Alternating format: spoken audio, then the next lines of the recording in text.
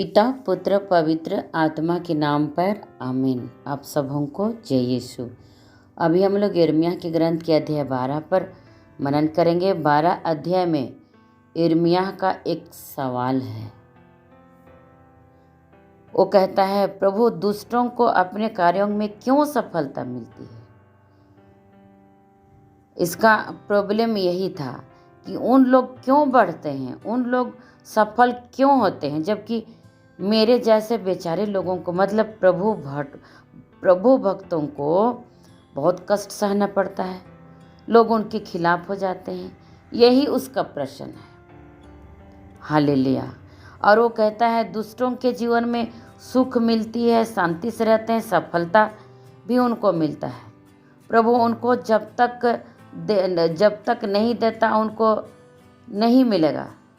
यिर्मयाह का मानना है कि प्रभु उनको दंड नहीं देता है।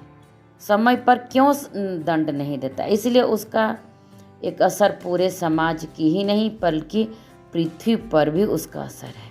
वो कहता है वचन संख्या 4 में हम देखते हैं, कब तक देश शोक मनाता रहेगा, कब तक सभी खेतों की घास सूखी पड़ी रहेगी। निर्वासितों की दुष्टता के कारण पशु पक्षियों की भी मृत्यु होती जा रही है। लोग कहते हैं प्रभु नहीं देखता कि हम पर क्या बीत रही है। कहता है वहाँ के निवासियों की दुष्टता बहुत बढ़ गई है और कहते हैं पशु पक्षी भी मृत्यु सह रहे हैं। प्रभु ये सब क्यों नहीं देखता है, और उसका उत्तर प्रभु क्यों नहीं देता है। लेकिन मेरे भाई मेरी बहन, प्रभु सीधा उनके प्रश्न का जवाब नहीं देता है। वचन संख्या 5 में हम देखेंगे, यदि तुम पैदल चलने वालों के साथ दौड़ते दौड़ते थक गए हो तो घोड़ों की बराबरी कैसे कर सकोगे। यदि तुम शांतिपूर्ण देश में सुरक्षा का अनुभव नहीं करते तो यर्दन के जंगल में क्या करोगे। तुम्हारे भाई बंधु, तुम्हारे घराने के लोग तुम्हारे साथ विश्वासघात करते और पीठ दिखाते, तुम्हारी निंदा करते। वे तुमसे कितनी ही मीठी बात क्यों ना करें, तुम उसका विश्वास नहीं करोगे। प्रभु कहते हैं बेटा, अब जो विपत्ति अब तुमको सहने पड़ रहे हैं उनसे तुमको तकलीफ हो रही है। ये सब कुछ भी नहीं है, ये दुख तकलीफ तो कुछ भी नहीं है। आने वाले दिनों में तुमको बहुत सारे दुख तकलीफ झेलना पड़ेगा। कहने का मतलब ये है, तुम्हारे साथ जो होगी उसकी तुलना में अभी का जो दुख बहुत कम है। आज का दुख नगण्य है, तुच्छ है, कुछ भी नहीं है, ऐसा प्रभु उनको उत्तर देते हैं। हालेलुया। मतलब आने वाले दिनों में तुमको और कुछ सहना पड़ेगा। इसीलिए तुमको क्या करनी चाहिए, प्रभु पर श्रद्धा रखनी चाहिए। आज के परेशानियों से बल पाना चाहिए। आज के दुख से तुमको और दृढ़ता प्रभु से जुड़कर बल पाना चाहिए। इसका अर्थ है अपने को और सुदृढ़ बनाना चाहिए और आगे के लिए तैयार रहना चाहिए। प्रभु पर श्रद्धा रखना चाहिए। अभी तो अनातोत में तुमको सताया जा रहा है, तुम्हारा जन्म गांव में तुम्हारे निवासी लोग सता रहे हैं। बाद में तुमको यरूशलेम जाना पड़ेगा बेटा। वहाँ उनके साथ क्या क्या होगा, कारागृह में भी जाना पड़ सकता है। वहाँ बहुत तकलीफ होगी यिर्मयाह को, वो सब सहना पड़ेगा। सब प्रभु क्यों कर रहे हैं, जब उन्होंने तकलीफ के बारे में और पापियों को उन्नति हो रही है उसके विषय में जब शिकायत किया, तब प्रभु उनको ये बातें समझा रहे हैं। मेरे भाई मेरी बहन, हम लोग भी कभी कभी छोटी मोटी तकलीफ होती है, प्रभु को कहते हैं प्रभु क्यों ऐसा हो रहा है, मेरे साथ क्यों ऐसा हो रहा है। उस तकलीफ के द्वारा प्रभु हमें नया बनाना चाहता है, हम नहीं देख पाते हैं। प्रभु का रास्ता कुछ अलग ही होता है।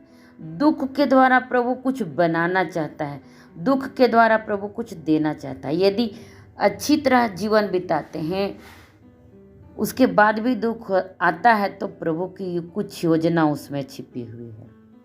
पुराने विधान में प्रभु इतना प्रकट किया कि दुख प्रभु का वरदान है, दुख में प्रभु की महिमा है। जिस तरह प्रभु यीशु मसीह किस तरह दुख में महिमा में प्राप्त किए, है ना। उस समय प्रभु यीशु क्रूस के दुख भोग, नए विधान में मृत्यु, प्रभु के दुख भोग में, मृत्यु में पुनरुत्थान, ये सारी समस्याओं का जवाब हमको यीशु में मिलते हैं, दुख का उत्तर। यहाँ पर पुराने विधान में सारी जवाब तो नहीं मिला, बस शिकायत किए, दुख आया, लेकिन नए विधान में जवाब यीशु देता है। हालेलुया। यहाँ पर प्रभु इतना ही बोला, बेटा तुमको और सहना पड़ेगा। चुने हुए लोगों को प्रभु के नाम पर सहना ही पड़ेगा। जो प्रभु के पीछे चलेंगे उनको दुख सहना ही पड़ेगा। लेकिन एक बात याद रखना होगा मेरे भाई मेरी बहन, कि प्रभु सब कुछ देखता है, सब कुछ के ऊपर प्रभु का अधिकार है। इसलिए आगे प्रभु राष्ट्रों का विनाश और उन पर दया करने के बारे में, उद्धार के बारे में यहाँ पर संदेश देते हैं। यहाँ पर उदाहरण के लिए जैसे देखते हैं, यहूदा को दंड देने के लिए कुछ राष्ट्रों को इस्तेमाल करेंगे, जैसे बाबुल को, लेकिन उसी बाबुल को प्रभु दंड भी देंगे, क्योंकि उन्होंने यहूदा के साथ जो खराब व्यवहार किया और बहुत ही क्रूर व्यवहार उन्होंने यहूदा के साथ किया था, इसलिए बाबुल को भी प्रभु दंड देगा। लेकिन दंड देने के बाद उसको सुधारते हुए उनके ऊपर भी दया करेगा। ये प्रभु का कार्य है। दंड अंतिम बात नहीं है, कष्ट अंतिम बात नहीं है, अंतिम बात दया है। ये प्रभु का काम है, ईश्वर की दया। इसीलिए प्रभु कहता है उन्होंने, मतलब किन्होंने, ये यहूदा के लोगों ने, इस्राएल के लोगों ने, उन्होंने क्या किया? बाल के नाम पर शपथ खाने के लिए शिक्षा दी। यहूदा के लोग, इस्राएली के लोग बाल की पुजारी बने, उनको उनके पास शपथ खाने के लिए मजबूर किया। किन को? यहूदा को और इस्राएल को। इसीलिए इस्राएल से उनको सीखने के लिए कहते हैं, मतलब प्रभु का नाम लेना वे लोग सीख गए। जब वे दुख में आए, प्रभु का नाम लेना सीख गए, उन पर भी दया की गई। प्रभु जब वे लोग प्रभु का नाम लेने लगे तो उन पर भी प्रभु दया किया, है ना। आपके रहकर अपने आप में उनको प्रभु का नाम लेना सीख लिए वे दुख में। और ये प्रभु यही चाहते थे, राष्ट्रों के लिए यहूदा, इस्राएल अनुग्रह का कारण बने, सभी राष्ट्रों के लिए, क्योंकि प्रभु यहूदा और इस्राएल के लोगों को निर्वासित में भेजा, उनको दुख दिया। उसके दुख के द्वारा इन इस्राएलियों ने, इन यहूदियों ने प्रभु का नाम लेना सीखा, प्रभु को एकमात्र ईश्वर जाना, उस दुख में उनको पुकारा, प्रार्थना करना सीखा।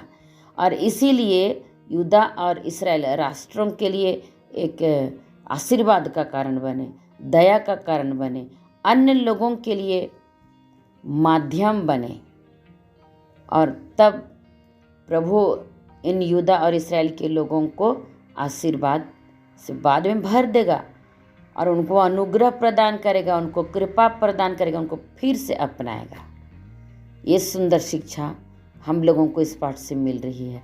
आज हमें भी जो तकलीफ़ मिलती है, छोटी मोटी थोड़ी थोड़ी तकलीफ़ है, हमको उससे घबराना नहीं है, क्योंकि उसी के द्वारा प्रभु हमें कुछ और बनाना चाहता है। इसीलिए हमें एक आशीर्वाद का कारण बनाएगा और हमें प्रभु के अनुग्रह का कारण बनाएगा। इसलिए हमें छोटी छोटी तकलीफ़ों में हमें शिकायत नहीं करनी है। हालेलुया।